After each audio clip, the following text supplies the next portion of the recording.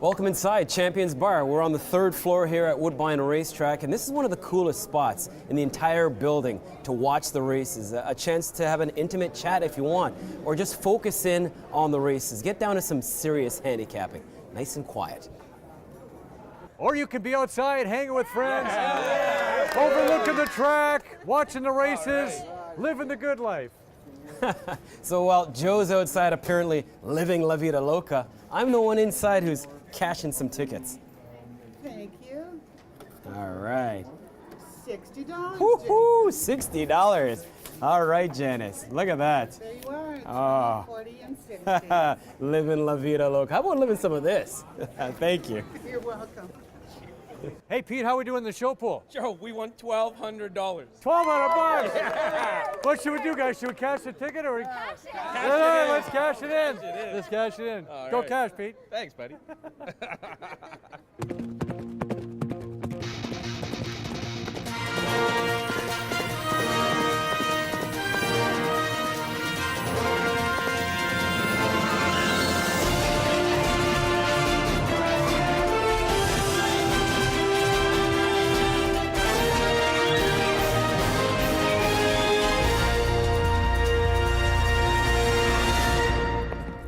Coming up, taking it to the turf for the final jewel of the Canadian Triple Crown.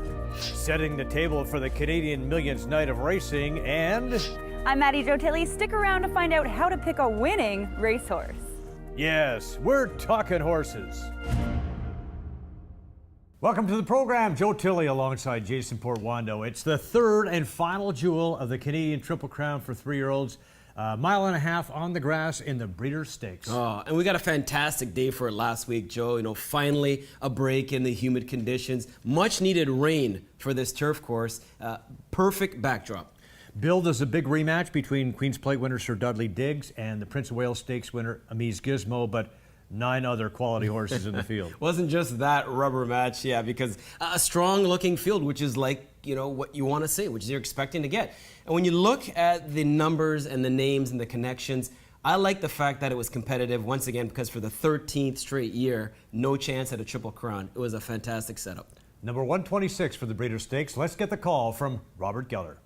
Amise Gizmo off the track, Scholar Athlete the inside, Sir Dudley Diggs the center, and now Leave Him in Malibu, trying to switch leads, and here comes Conquest Daddy-O and Camp Creek, and Camp Creek's overhauling the entire field, and Camp Creek has hit the front, Sir Dudley Diggs in second, and it's a huge upset. Camp Creek is drawing off, and Camp Creek going on to win the Breeders' Stakes. Camp Creek by a length. He broke good out of the gate. He get into the race, and then I got a little trouble in the first turn. I clipped later heels, and then he sailed back after that. Relaxed after they get trouble. In the 3 I start asking to go. We start picking up a little bit. Turn 400, just put in clear. He do everything by own.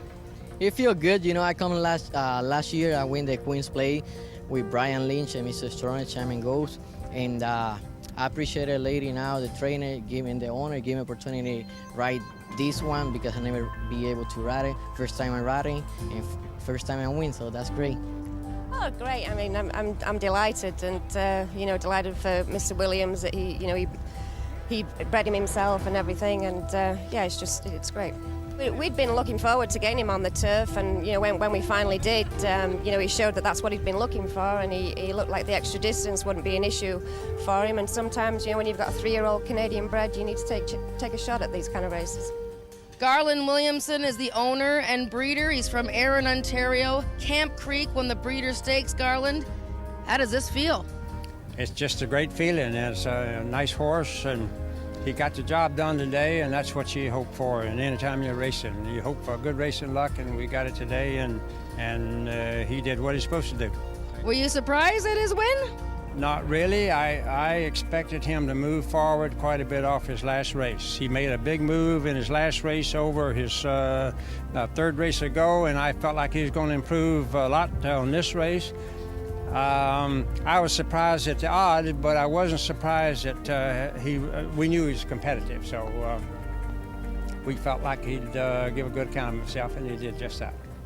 Well, Jen, in a word, wow, a $55 winner. When's the last time you saw a horse break its maiden and then in the next start win a $500,000 race? Well, it can sometimes happen, especially with races like the Breeder Stakes, a long grass race where the other horses who've been running the Triple Crown haven't tried turf before, haven't gone the distance before. We saw a lot of horses making early moves, not knowing what to do, horses not handling the turf, and this horse just won on the grass. Came right back to win. Makes the game look easy. A perfect 2 for 2 over the turf. Jockey Rafael Hernandez said after the race, I've never sat on this horse before, other than galloping him once. That's right, and you know what? Obviously, it was a horse that you probably didn't really need to know much about. You know, Rachel Halden, they paid the $12,500 to make him eligible for the race. Well spent, yes. Well spent. And you know what? Just get on the horse and let him run his race. And a lot of, like I said, a lot of horses made their moves too soon. Sir Dudley Diggs, gallant in defeat, simply second best. Yeah, ran a tremendous race. And how cool was it to see Ken Ramsey greet the winners of the race at the finish line there after. It was wonderful. Yeah, classy move. Let's talk more turf from last Sunday. Other side of the 49th. Trying conditions, a lot of rain at Saratoga. The Lake Placid, it's a grade 2 event. $300,000, fillies and mares going postward, and a strong Canadian connection with Catch a Glimpse. Yep, our horse of the year from last year, who has not raced in Canada this year because she's so good. She's on an 8-race winning streak. I mean, just a wonderful horse here, going for 9 in a row in this race where she's heavily favored to win. Yeah, and for straight 3-year-olds, I should say. Catch a Glimpse, could they catch her? Let's find out. With the call, here's Larry Colmas. Time and Motion trying to stick with her, and it's a long way back to Diamond Fields and Elysia's World. Catch a Glimpse trying to get another furlong and stay undefeated. Time and Motion's going to make her work very hard for it here. Time and Motion's got her. Time and Motion has upset Catch a Glimpse in the Lake Placid. What a finish. 3-5 favorite, goes down to defeat for the first time ever on the grass, and I guess she's human after all, or you know what I mean. Yeah, you know what? As she did her usual stuff, set a slow pace, scampered away, turning for home, opened up the quick 2 lengths, but that filly, you got to watch out for her. She had chased Catch a Glimpse a couple times before. This time she got her. Time and Motion, yes indeed. Third time the charm. 148-1, so clearly the track was off. Yeah, it was a little bit hard to get through, so that was possibly an equalizer there. Yes, turf record over the Lake Placid course, if you will, 145-3, so Yeah. way off of it. Talking more turf, we go back to last Saturday now, bringing it back home. Grade 2 event known as the Play the King. Some good sprinters lining up in this one. Yeah, and this is the local prep, as you will. I mean, this is a good race on its own, but this is the local prep for the Woodbine Mile, and whoever wins this race, or second and third, will go on to the Woodbine Mile. So we had a collection of good sprinters starting to stretch out, like Passion for Action, Tower of Texas, and Dimension has won 2 graded stakes races. A lot of question marks going in. The only answer we knew for sure is that there would be a brand new name on the trophy, a reporting star not in the field. Let's check in with Robert Geller. It's Conquest Enforcer under attack from Glenville Gardens, Passion for Action, and now Alan Garcia says go, and Tower of Texas is right out wide. Glenville Gardens got the lead, and Glenville Gardens and Conquest Enforcer the top 2. Tower of Texas so very late. Glenville Gardens has won. Another upset on the EP Taylor. It's known for them. 12-1, longest shot on the board, first graded stakes victory. And he won the prep race for this event a few weeks ago at 7-1, beating Tower of Texas by a nose. But nobody was a believer. I actually was pretty surprised. I thought Tower of Texas, Passion for Action, would run him down. But you know what? He got a really good trip behind the slow pace set by Conquest Enforcer and Amy's Flatter. And he was the one that was there. And you don't want to leave Glenville Gardens with a little lead because he's not going to get past. Gary Boulanger, another big win at a big price on the grass. What a claim by trainer Siddharth. 40,000. Horses now won 3 straight and 5 of 7 since switching outfits. That's right. And Eugene Melnick, when he sold all his horses there last year, Siddharth saw an opportunity when they ran his horse for 40,000 claiming, dropped in the claim slip. Him and Janice own the horse. What a story. Who says you can't mix business with pleasure? Husband and wife teaming up for the win. That's right. More stakes talk as we head back stateside. Last Saturday, we were looking forward to that big battle in the Pack Classic. $1 million on the line, grade 1 event. Dortmund, California Chrome, those two headlining, taking on the Mare Beholder. Yep, and you know what? We've been waiting for California Chrome to come back to his red hot form. You know, he won in Dubai. You know, this is the Kentucky Derby winner from years past.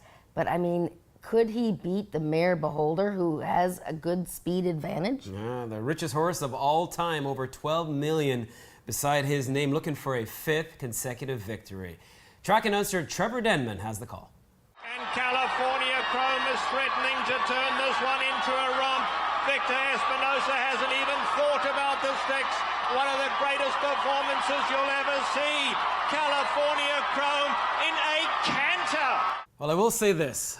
I've been a detractor somewhat of this guy, but I'm starting to become a believer because impressive once again. Well, for heaven's sakes, I mean, what does he have to do? He's no Frosted. Yes, we still have that bet going on, but I mean, what does he have to do? This horse is just, when he's on his game, he's strong. If you let him on a lead like that, I mean, really, it's over. You have to challenge this horse, and I don't think there's anybody out there to challenge him. Maybe Frosted. Boy, it's going to be an exciting fall season when we start getting closer to the Breeders' Cup. He keeps this up, we might have to start putting him in the same bracket as a Secretariat. Ooh, well, let's not get carried away here. Man, oh man, he certainly is on a great run. Beholder, simply second best, ran her race, and She Dortmund sure did, rounding out the top 3. Now it's time for Jen's Gems, our Talkin' Horses picks of the week.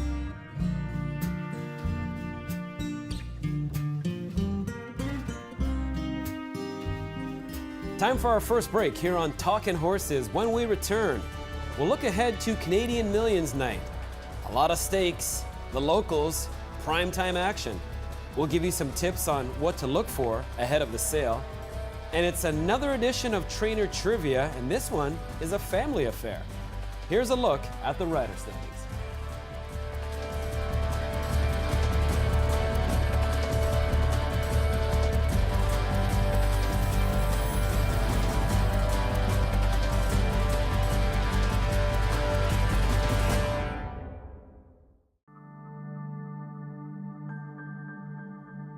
Horse people have a habit of taking care of their own.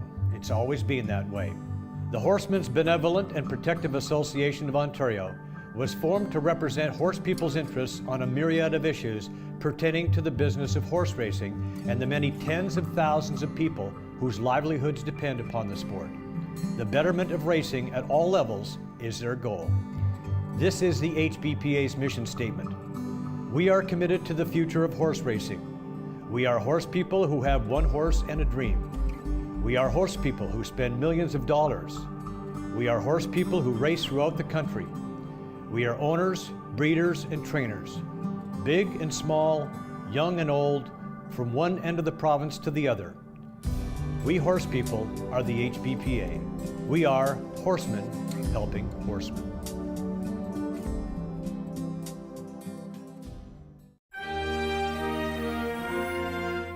Welcome back to the program. It's one of the biggest weeks on the calendar, Yearling Sales Week. Yeah, huge for the Canadian racing industry, Joe. And if you think about it, it's really a fantastic doubleheader. It begins final day of August, a couple days from now, with the Canadian Millions Stakes events. And then after that primetime racing affair, the next day it's the sale itself, ushering in a brand new month. And one of the big events on Canadian Millions Night is the Kenora. Yeah, and for the first time sprinting over the Tapeta, so that is a brand new twist. But one thing is back that we've seen before, the defending champion in Rexton. But Rexton's been off for a year. We caught up with trainer John Mattini. Well, he's been at Woodbine, and we just put him away last year in fine form, and sometimes a little bit of mishaps and little things, but he's coming along nicely now, and we've been striving for this race. We're shooting for this race, and we're going to give it our best shot. What is involved in getting him ready for the same stakes race a year later with no races in between? Well, a little quicker works, I have to say. I wish we did have a race, but unfortunately there wasn't one in between that we could. But I mean, you're going to take your best shot. And he's a pretty honest horse. So I think he deserves a chance in that race. At the first sale, the yearling sale that year, we went in to try to get a philanthropist, and we didn't. So when the mixed sale came up, you know, I really wanted to get one if there was one there, and Johnny picked one out, and he goes, if there's anyone here we're going to get, this is the one we got to get. And we were aggressive that year, and we got him, and he was a nice looking horse. Well, that was great because that was like my first stakes win, and it was exciting because he was a long shot. But you know, even though we thought he really had a good chance, and he had been running well and just getting better every race. And I think he went off favorite once in his whole career, and every other time he was a long shot, and he won it as a long shot. So we were excited and shocked, but not really that shocked. You know. I did wear a suit that day just because for sure. So. You think you'll be shopping at the yearling sale this year or looking? Yeah, for sure. Always do. Always try to replenish the stock and, you know, find a new dream. Racing analyst Jen Morrison joins us on this, the final Saturday of August. Going back to last year, you know, he made every pole a winning one, Rexton. 15-1 upset. Can he do it again?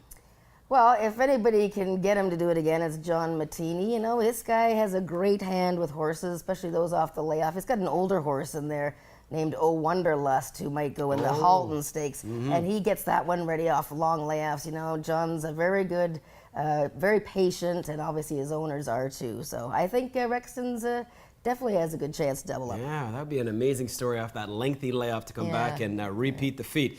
We should note that's just one of 6 races coming up for horses that graduated from that Canadian yearling sales.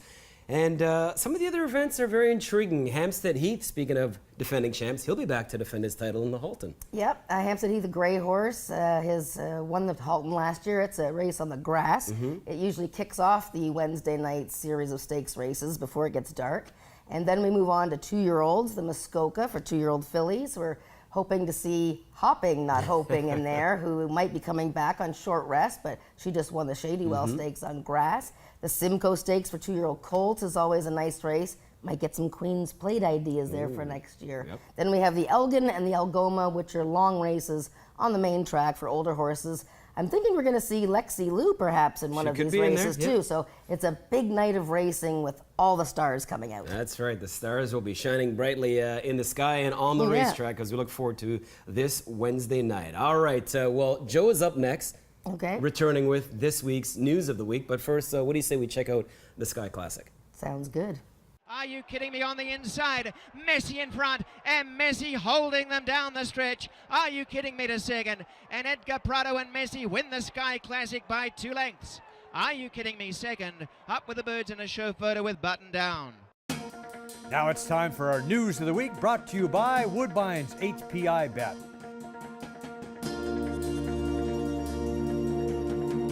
The Premier Yearling Sale goes Thursday at Woodbine. Huge day for the thoroughbred industry. This year's sale will include some incredible incentives. Basically, you can buy a horse, get your money back the same day, and keep the horse. Woodbine has been a major contributor, adding 4 races to the program that will affect yearlings purchased this year. Various industry sources have pitched in for the program. This will undoubtedly be one of the biggest sales to date. Conquest Stables will have a complete dispersal of racing and breeding stock this fall. Lane's End will act as consignor for the stable.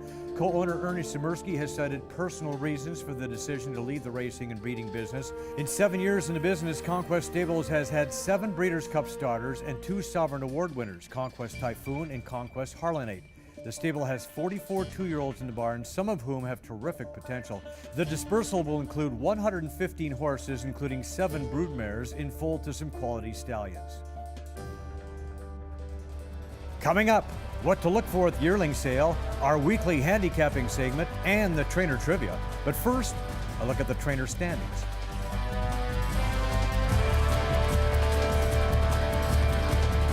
A reminder, you can also join us for the radio version of Talkin' Horses each and every Saturday morning, 10 o'clock on G98.7.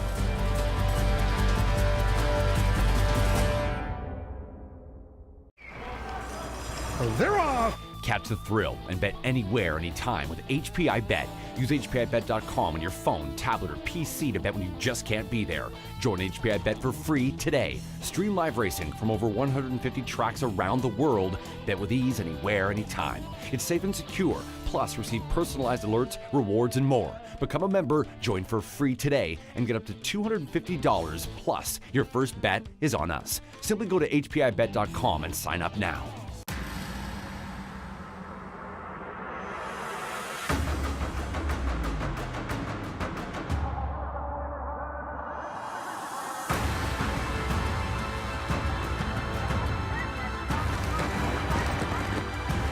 Breeder, the owner, the trainer, or the jockey, but for a few glorious moments, it's your horse. This is Ontario Racing. Welcome back to Talkin' Horses. Joe and Jason once again, and it's a Canadian Premier Yearling Sale. It's coming up Thursday at Woodbine. First day of September, Joe. Already we're changing months, and I really like this sale because some nice ones have passed through. I mean, right off the bat, Woodbine Oaks winner from 2016. This year, Neshama comes to mind. Of course, was a $60,000 purchase, but man, she's made that back and a lot more since. Time to go shopping. With a preview of this year's sale, we get Mad About Racing with Maddie-Jo Tilley.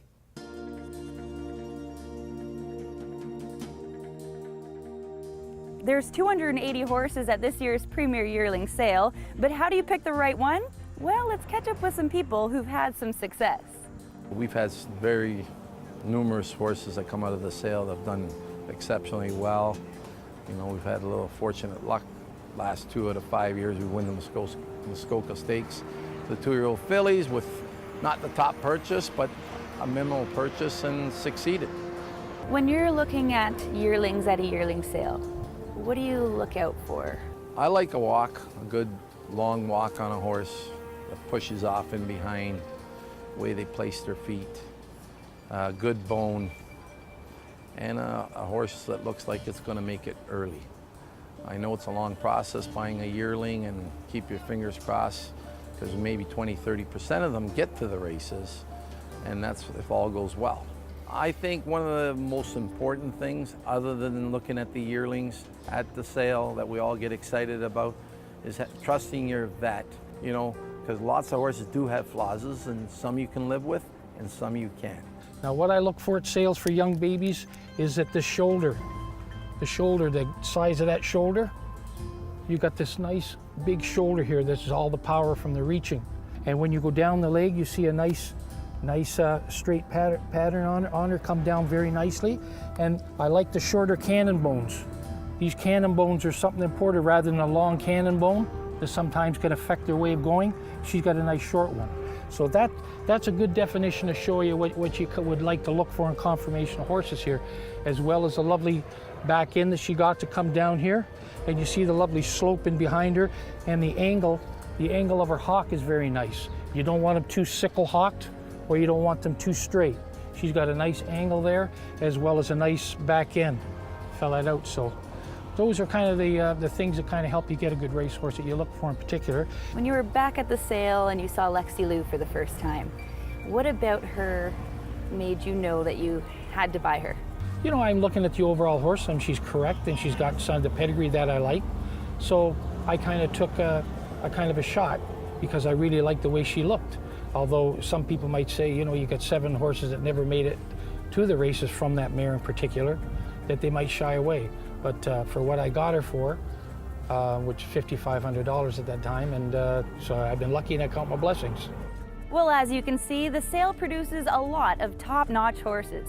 But who's going to be the next big thing? Well, in 2 to 3 years from now, we'll have a real good idea. For Talkin' Horses, I'm Maddie-Jo Tilley. When we come back, we're going to pick some more winners. Count on it.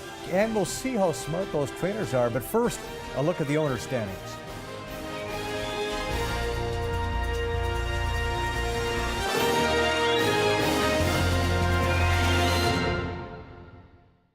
CTHS Ontario, the voice of thoroughbred breeders, supporting the well-being of the thoroughbred industry.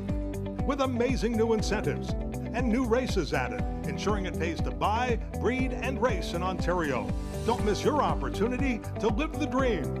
Join us at the Canadian Premier Yearling Sale, September the 1st, sponsored by OLG and Ontario Racing, the Canadian Thoroughbred Horse Society Ontario, CTHSONT.com.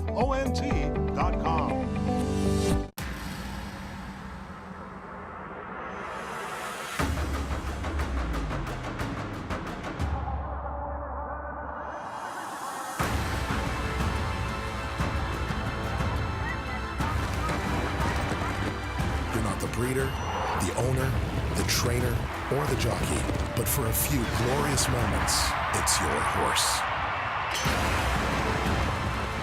This is Ontario Racing. Welcome back to the program. Time now for our weekly handicapping segment brought to you by 2001 Audio Video.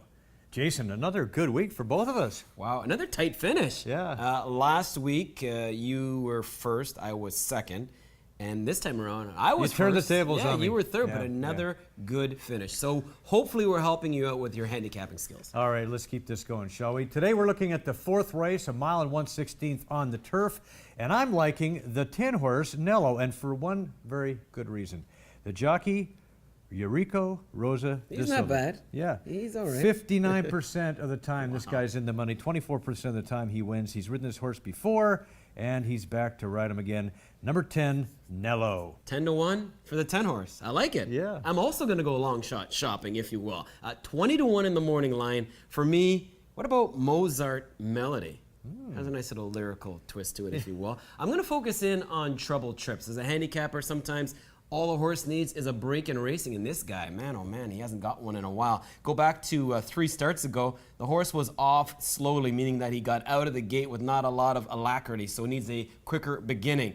The start after that, the horse breaks in the air, so obviously there's some issues at the start with this son of rebellion, and then last time out, finally gets off to that decent beginning, but then gets boxed in the upper stretch. I mean, just get a break. If this horse can get a smooth trip for once, could pull off the upset. I like the fact that he's dropping down from the maiden special weight category into maiden optional claimers. Gets Rafael Hernandez, who's a nice upset jockey. So for me, Mozart Melody. This for is the going to shocker. be a nice exactor. All right, if we get it, yeah. And now it's time for that world-renowned segment, Trainer Trivia. But first, we have a little correction we have to take care of. We do. We're human. And my bad, because when we had the final of the media matchup, we gave the award-winning performance to Peter Gross. Bev Smith was actually the winner. So we had a chance to catch up with her. We gave her another gift card for Wendell Clark. So that's, you know what? 2 segments with 2 winners. Remember? Because Emma and Jerry tied, so now Peter and Bev win. And Peter gets to keep his gift card, of course.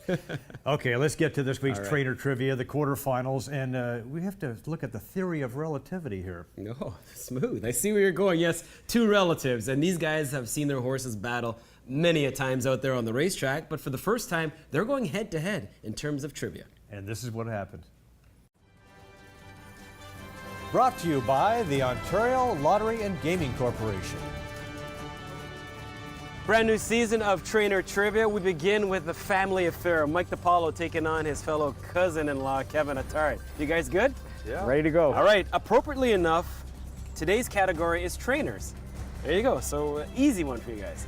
First question, which thoroughbred conditioner has won more races? A, Bob Baffert, B, Todd Pletcher, or C, Billy Mott? Who's won more races, Baffert, Pletcher, or Mott? Answers are B, Pletcher, you're wrong, it's Bill Mott. Whoa. Yeah, Pletcher's got 4,000 plus, Mott's got 4,600 plus, Baffert just with over 2,000. All right, so no damage, nothing. Question number 2, who's the first female trainer to win a Queen's Plate? It's a layup, come on. A, Catherine Day Phillips, B, Josie Carroll, or C, Debbie England? You guys get this one wrong. Yes, it is Josie Carroll. She's won a couple of them, Edenwall and Inglorious. Her first one, Edenwall 2006. 1-1. Question number 3. Mark Casse had a Woodbine leading 14 stakes wins last season. Who was number 2 on that list? Was it A, Roger Atfield, B, Malcolm Pierce, or C, this guy right here? You have an unfair advantage here now. Is it Atfield, Pierce, or Attard? A, Atfield, you're right. Roger had 10, so we go to the tiebreaker. The tie-breaking question is, Todd Pletcher trained horses earned the most money in 2015. Give me that amount. How much money did Todd Pletcher trained horses make last year in 2015? Answers are 25 million, 8 million, it's 26.8 million, so Mike DiPaolo wins the battle of the cousin-in-laws. Well done. That was a little off. Yeah, you're And hopefully we got all the questions right this week. We did. Thanks, Joe. Congratulations to Mike. By the way, great battle. The veteran just a little bit better than the rookie. All right, thank you. For all of us here at Talkin' Horses, I'm Joe Tilley. We'll see you at the track.